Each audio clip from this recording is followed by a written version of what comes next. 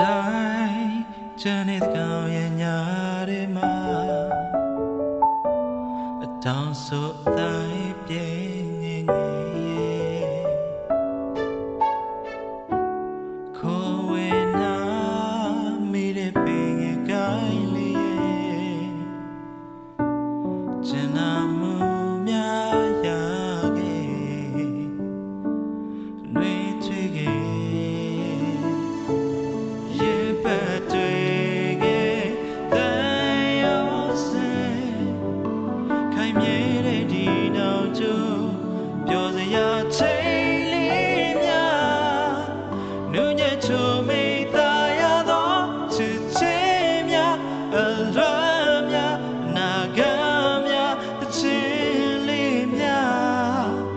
ဒီဘဝလေးတဲ့အမြဲနေချင်တယ်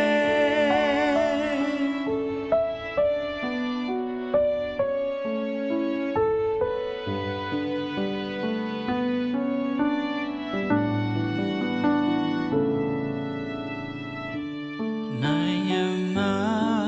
ဂေရဘူရာယုံငယ်လေးမို့